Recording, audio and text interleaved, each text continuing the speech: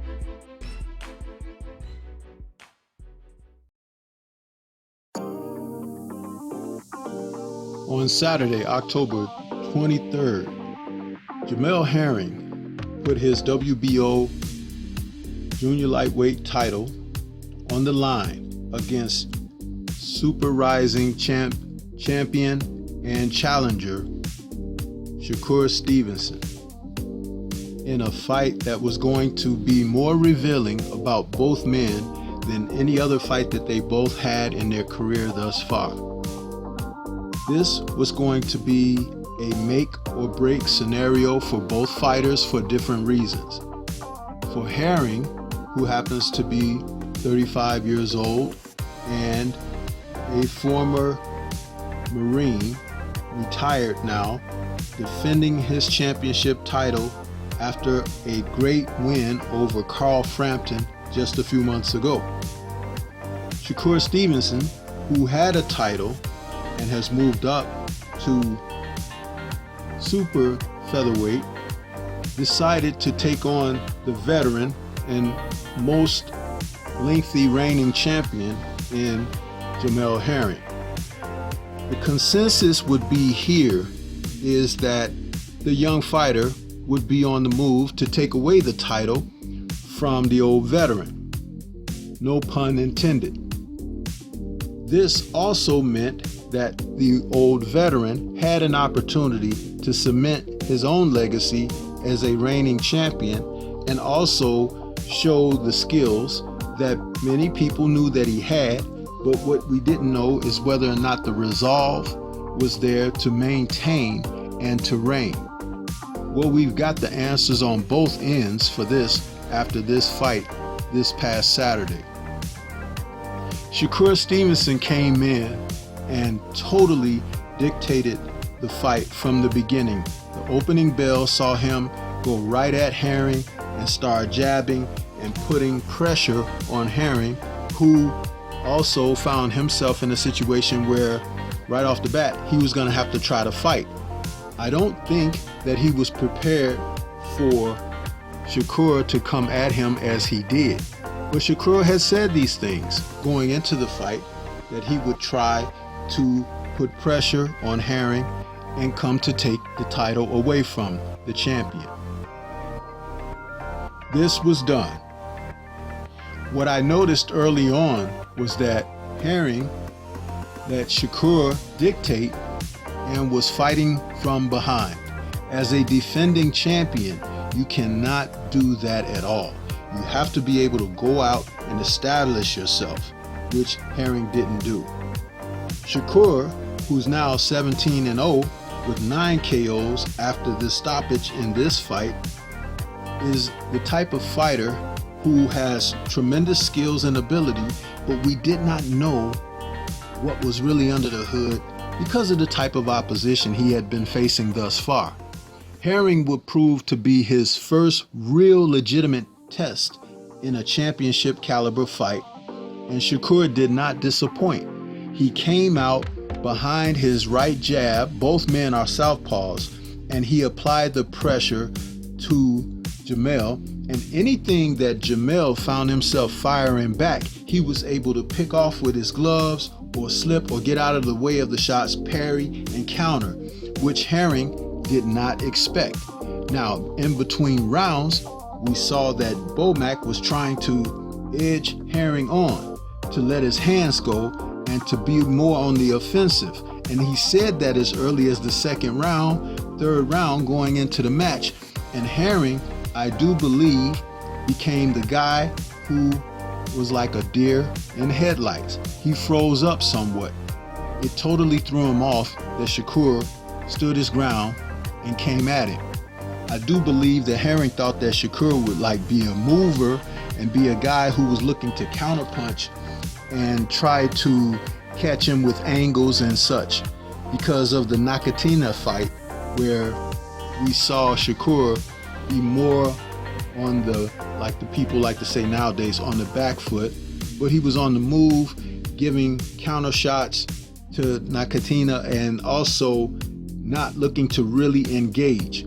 Well, what a difference a fight makes. But I also believe this had to do with the familiarity that both men had in this fight. They've been in the gyms with one another. They've probably even sparred before. And Shakur always knew what he'd be able to do with Herring, even if he was holding something back in sparring. Herring probably thought the temperament of Shakur was a little bit adolescent, but it wasn't. He showed that he was there to fight, and he showed that he was there to take the title. And that's where I feel that Jamel Herring showed something that we did not really see. But then again, hindsight being 2020, you could see that he is not as confident in his own ability to be able to execute, to be able to assert himself, to be able to be the man that has to be alpha to defend.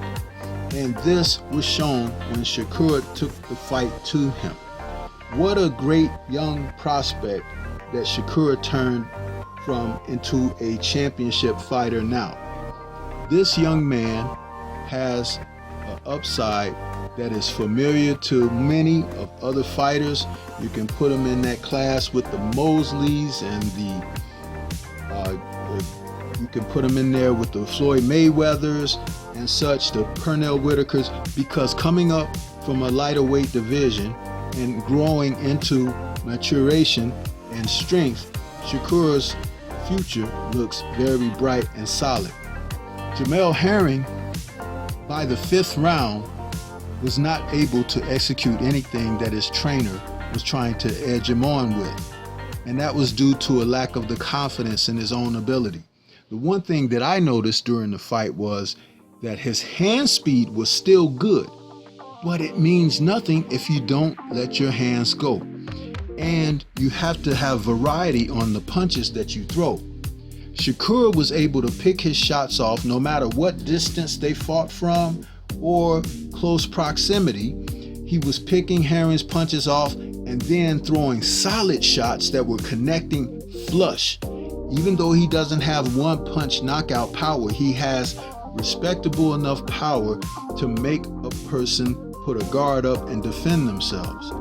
Now Herring, who refused to punch with Shakur, which is something that you have to do against an inexperienced fighter, punch when he punched. You offset his rhythm, you take the confidence away. Herring was not able to do that. Shakur did that to him. And so that was the difference in the competitiveness of this fight. Herring was very game. He chose to try to box, and he chose to try to look for shots instead of just letting his hands go, and he found himself down on the cards, way behind, already by the midpoint of the fight.